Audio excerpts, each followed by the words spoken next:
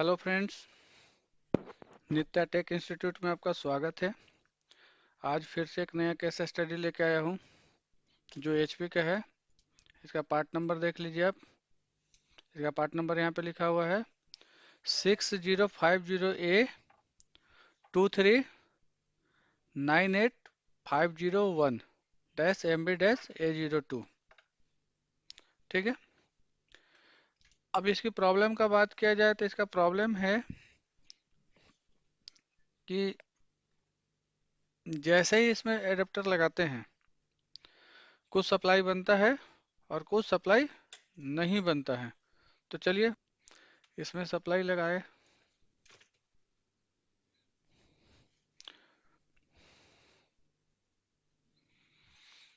तब देखेंगे यहाँ की एलईडी ग्लो हो गई। ये जो एलईडी है, ये एलईडी ग्लो होती है, मदरबोर्ड ऑन हो जाता है, सप्लाई भी बनती है।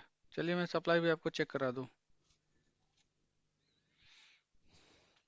ये देखिए 5 वोल्ट, 3.3 वोल्ट। ठीक है। और कौन सा कॉइल है? यहाँ पे भी एक कॉइल है।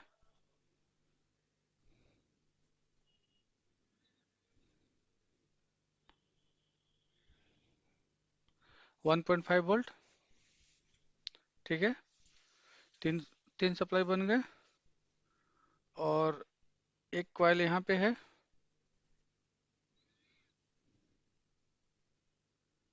ये वाला सप्लाई नहीं बन रहा है। ठीक है। और कुछ कॉइल इधर भी है। एक यहाँ पे है 1 वोल्ट। एक ये वाला है 1.1 वोल्ट। और तीन यहाँ पे है। ये तीन कोर सप्लाई है। ठीक है, सीपीयू की। तो ये आपको नहीं बनेंगे। क्यों नहीं बनेंगे? क्योंकि इसकी एक सप्लाई और भी मिसिंग है। कौन कौन सी? जो इसका उल्टा साइड में है।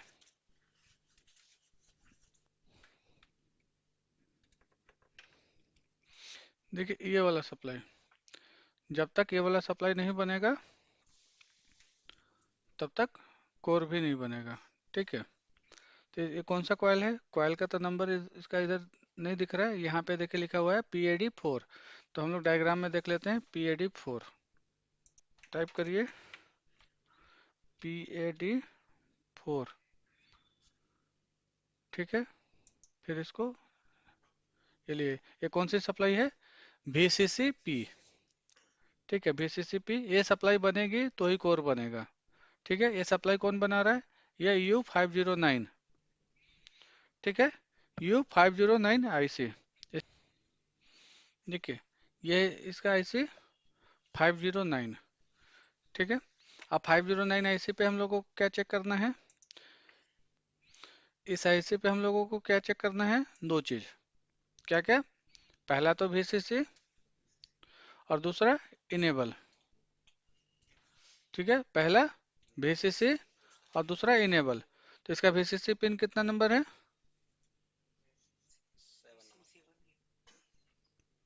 कितना है? 7 नंबर। ठीक है। और इनेबल 3 नंबर। तो हम लोगों को चेक करना है पिन नंबर 7 और पिन नंबर 3। ठीक है। तो ये है। यहाँ पे देखिए, यहाँ पे जो डॉट बना हुआ है यह पिन नंबर 1। ठीक। तो यहीं से होगा पिन नंबर 1 2 3। तीन। देखिए यह है पिन नंबर 3। ठीक है। पिन नंबर 3 पे इनेबल आ रहा है। ठीक है। और इसका अभी है 3। तो ये हो गया 5 6 7। पिन नंबर 7 के ऊपर यहाँ पे आ रहा है ये कैपेसिटर है। कितना वोल्ट आ रहा है? 3.8। क्या ये सही वोल्टेज है? पिन नंबर 8 VCC कितना आ रहा है? 3.8 वोल्ट। आना कितना चाहिए? 5 वोल्ट। आना चाहिए 5 वोल्ट, लेकिन आ रहा है 3.8। तो अब चेक करना होगा आपको कि ये 5 वोल्ट आता कहाँ से है। ठीक है। ये 5 वोल्ट आ कहाँ से रहा है? इसको सर्च करिए। इसको कॉपी करके यहाँ पे पेस्ट कर दीजिए। और सर्च करिए। सर्च करिए तो आपको पता चलेगा कि 5 वोल्ट आता कहाँ से है। नीचे आइए, आते रहिए। देखिए यहाँ पे है, ये 5 वोल्ट जो है ना, यहाँ 5 वोल्ट सीपी से एक मॉसफेट के द्वारा स्विचिंग करा के 5 वोल्ट भी ए बना है, भी 5 वोल्ट ए। ठीक है, कौन सा मॉसफेट है ये है पी चैनल मॉसफेट। मतलब यहाँ से 5 वोल्ट आएगा, मतलब सोर्स पे 5 वोल्ट आएगा, मॉसफेट जब ऑन होगा तो ड्रेन से 5 वोल्ट आउट होगा। ठीक है, उसके लिए इसका गेट क्या होना चाहिए, इसके लिए इसका गेट पे वोल्टेज लो होना चाहिए, मतलब 5 से कम होना चाहिए। 5 से मतलब कितना, आधा से ज़्यादा कम होना चाहिए, 5 वोल्ट से कम होना चाहिए इसमें। ठीक है, तो ये चेक, ये कहाँ पे है, ये वाला है आपको मॉसफेट क्यू 56, अरे सॉरी 5064। ठीक है, यहाँ पे है क्यू 56, अरे सॉरी 5064। ठीक है, अब 5064 का क्या है, सोर्स पे कितना वोल्ट आना चाहिए, सोर्स पे कितना वोल्ट आना चाहिए, और ड्रेन से कितना आउट होना चाहिए। चलिए चेक करते हैं। तो सोर्स क्या है, देखिए यहाँ पे पिन नंबर 1 2 3 सोर्स कितना वोल्ट है, ठीक है। और ड्रेन इसके ऊपर वाला हो गया, कितना वोल्ट है, जबकि होना कितना चाहिए, 5 वोल्ट होना चाहिए। तो ये स्विच किसके मदद से करता है, गेट की मदद से। तो गेट पे कितना होना चाहिए वोल्टेज, तो गेट पे भी है 3.6 वोल्ट, जबकि इसको और थोड़ा कम होता या जीरो हो जाता तो अच्छा होता है। ठीक है, अब इसके गेट पे देखिए वोल्टेज कहाँ से आ रहा है।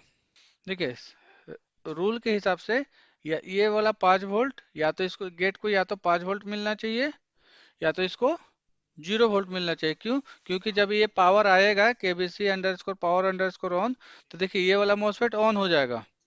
ऑन हो जाएगा तो इसका ये जो ड्रेन है, ड्रेन ग्राउंड होगा। ठीक है, तो मैंने अल्टीमेटली इसके ड्रेन को हमको ग्राउंड करेंगे, जैसे ही ड्रेन ग्राउंड होगा तो यहाँ पे 0 वोल्ट मिलना चाहिए। ठीक है, यानी कि इसका पिन नंबर 6 पे चेक करना होगा कि पिन नंबर 6 पे 0 वोल्ट होना चाहिए। तो इसका चेक कर लेते हैं, पिन नंबर 6। और दो चीज चेक करना होगा, पिन नंबर 2 पे 3 वोल्ट, क्योंकि पिन नंबर 2 आएगा तभी तो एक ऑन होगा। तो यहाँ पे आना चाहिए पिन नंबर 2 पे 3 वोल्ट, और इसका पिन नंबर 6 पे ग्राउंड। ठीक है, अभी इसके हम लोगों को क्या चेक करना है, पिन नंबर देखिए यहाँ पे जो है, पिन नंबर 1 2 3 4 5 6, हम लोगों को कितना नंबर पिन पे चेक करना है, पिन नंबर 2। पिन नंबर 2 पे कितना वोल्ट आना चाहिए, देखिए कितना आ रहा है। अब पिन नंबर 6 पे, पिन नंबर 6 पे कितना है, 0। पिन नंबर 6 पे 0 है, देखिए पिन नंबर 6 से यही वाला रजिस्टर लगा हुआ, देखिए इसका एक साइड 0 और इसके एक साइड 5 वोल्ट। ठीक है, जब यहाँ पे 0 है तो इसके गेट पे भी 0 पहुंचना चाहिए, लेकिन गेट पे 0 नहीं पहुंच रहा है। तो अगर गेट पे 0 नहीं पहुंच रहा है तो दो कारण हो सकता है, या तो मॉसफेट में कोई दिक्कत है या कुछ और। तो सबसे पहले हम लोग मॉसफेट उठा के देखेंगे कि इसका गेट पे 0 पहुंच रहा है कि नहीं। ठीक है, ठीक है, वापस से इसके गेट को चेक करता हूँ, गेट पे कितना आना चाहिए, इसका गेट पे आना चाहिए 0 वोल्ट। कितना आ रहा है, इससे पहले क्या आ रहा था, इसके इससे पहले आ रहा था 3.6, यहाँ पे 5 वोल्ट है, यहाँ पे यहाँ पे 3 वोल्ट आ रहा है, कहीं से वापस आ जा रहा है। एक्चुअली 5 के 5 होना चाहिए, इसका गेट 0 है। इसका मतलब है कि ये वाला मॉसफेट या तो काम नहीं कर रहा है या तो खराब है। चलिए पहले मॉसफेट को ही चेक कर लेते हैं। देखिए यहाँ पे डॉट है, तो डॉट से 1 2 3 क्या है, सोर्स है, 4 नंबर गेट है, यानी कि 4 नंबर उधर है। अगर इसको उल्टा करेंगे तो 4 नंबर इधर आ गया, ये हो गया ड्रेन, ये हो गया सोर्स। देखिए इसकी कनेक्टिविटी है सोर्स के साथ सोर्स के साथ भी है, जो कि होना ही नहीं चाहिए।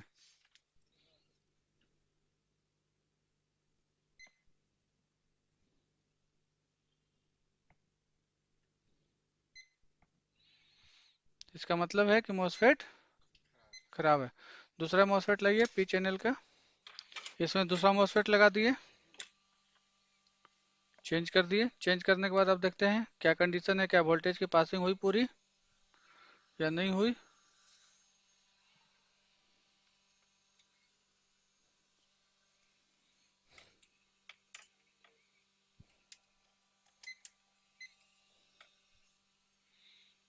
देखिए कितना आया, इस तरफ 5 हो गया, इसका गेट पे 0। कंडीशन ओके हो गया। ठीक है, अब इसको प्रॉपर फिट करके इसके बाद इसका डिस्प्ले चेक करके दिखाता हूँ आपको। ठीक है, प्रोसेसर वगैरह लगा दिया। अब वापस से इसको पावर दे के देखता हूँ। यहाँ पे मैंने माउस लगा के रखा है, अगर माउस का लाइट जल गया इसका मतलब है कि डिस्प्ले आ गया। देखिए ऑन हो गई है सिस्टम। देखिए माउस का लाइट एक बार ब्लिंक किया।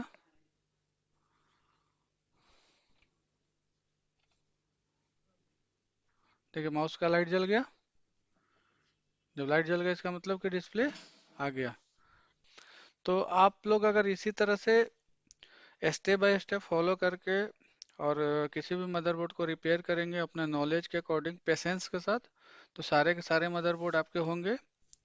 फिर मिलेंगे नए केस स्टडी में, तब तक के लिए गुड नाइट।